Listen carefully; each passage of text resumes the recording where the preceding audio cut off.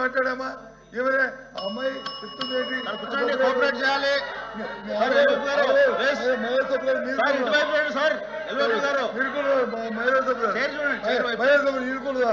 కూర్చోండి వినండి వినండి వినండి. చెప్పండి చెప్పండి. మీరేంటి ఆవిడ ఆవేదన ఏంటి? మీ వాళ్ళని కూర్చోబెట్టండి ప్లీజ్. ఎల్ఓపి గారు మీకు అవకాశం ఇస్తాము, మీ వాళ్ళందరూ కూర్చోబెట్టండి. కూర్చోండి. ఇప్పటికే 2:30 అయింది, ఇంకా 10 మంది మాట్లాడాల్సిన అందుకే చెప్తుంది. ప్లీజ్ మీకు అవకాశం మేము రిక్వెస్ట్ కూడా చేస్తున్నాము, చెప్తున్నాము. ఎందుకంత ఆవేశం ఏంటి? భాష మీద పొట్టున్నది, ఆవేశం ఉండకూడదు. అధ్యక్ష ఆవిడ ఆవేదన ఏంటంటే మీరు తీర్మానం పెట్టారు, తీర్మానాన్ని అందరూ ఆమోదించాలని చెప్పారు. ఎస్, ఆ తీర్మానంలో ఒక మాట ఉంటే ఆవిడంత ఆవేదన చెందేది కాదు. ఏది? ఆ డిస్ట్రిబ్యూషన్ ని ఏదైతే పెట్టారో దాన్ని తొలగిస్తున్నాం పూర్తిగా అనే మాట ఉంటే ఆ మాట లేదు. ఆ మాట లేదు. ఆ మాట ఉందో చెప్పండి. ఆ తీర్మానంలో ఆ మాట ఉందో చెప్పండి. ఆ మాట ఏముంది? అందుకని దయచేసి ఇప్పటికైనా దయచేసి ఇంకా మీరు మాట్లాడేది మళ్ళీ మేము మాట్లాడాలని మేము చెప్పే ఈ రాష్ట్రంలో ఏ ప్రయోజనం చెప్తాము. ఒక నిమిషం చెప్పండి.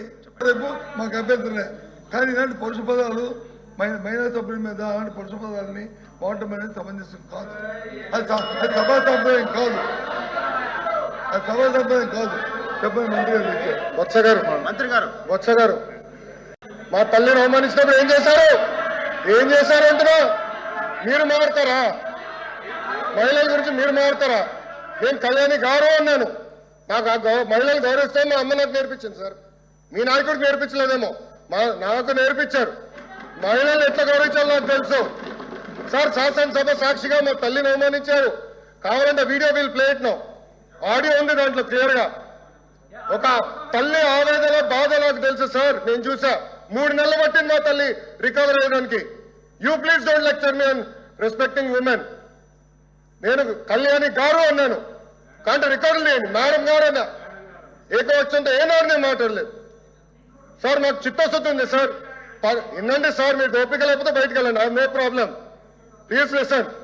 మీ తల్లిని అవమానిస్తే మీరు ఇట్లా మారుతారా? మీ భార్యను అవమానిస్తే మీరు ఇట్లనే మారుతారా? మీరు మాకు లెక్చర్లు ఇస్తారా? నేను మేడం గారు అన్నాను, కళ్యాణి గారు అన్నాను. సార్ ఏమన్నారు? మేడం గారు అన్నాను. నేను మేడం గారిని ఏనాడు అనలేదు. మహిళ అంటే నాకు గౌరవం సార్. ఆయన పార్లమెంట్ రెస్పెక్ట్ ఉంది. అరే మీకేం తెలుసా అట్లా మారుతా లూజ్గా? ఏం మారుతున్నారు తెలుసా మీకు? ఒక తల్లిని అవమానిస్తే ఎంత బాధపడుతుందో మీకు తెలుసా? నేను చూశాను 3 నెలలు, 100 రోజుల బాధ నేను చూశాను. మీరు చూసారా? ఒక మహిళ అవమానిస్తే, శాసనసభ సాక్షి అవమానిస్తే ఎంత కుమిలిపోయిందో నేను చూశాను. మీరున్నారా? మాట్లాడచ్చు మీ తల్లి గురించి మాట్లాడతారా? ఈరోజు ఇదే మీకు నేర్పించింది మీ ఇంట్లో. ఈ రోజు కూడా మీ కార్యకర్తలు ఏం చేస్తున్నారండి? మా మహిళలు వ్యతిరేకంగా పోస్టులు పెడతారా? మా మహిళలకి ఇచ్చి వచ్చే విధంగా పోస్ట్ పెడతారా? పొరపాటున మా ఒక్క కార్యకర్త భారతిరెడ్డి గారి వ్యతిరేకంగా పోస్ట్ పెడితే జైలుకు పంపించిన ఘనత తెలుగుదేశం పార్టీది. అది మాకున్న చిత్తశుద్ధి, మీలో కాదు. మహిళలు తిడితే ఆనందపడితే వ్యక్తులు మేము కానే కాదు. ఆ రోజు మంత్రిగా ఉన్నాడు ఈయన, నుంచి ఆ రోజు చెప్పాల్సి. సార్ వీడియో నా దగ్గర ఉంది, ఐఎమ్ రెడీ, డిబేట్ చేద్దాం. అరే చైర్మన్ గారి టేబుల్ పైకి వెళ్ళారు సార్, మీరు మారుతారు. ఇదే టేబుల్ మీద నుంచున్నాడు ఒక మంత్రి ఈయన ఆయన కూర్చుంటున్న టేబుల్ మీద నుంచున్నాడు.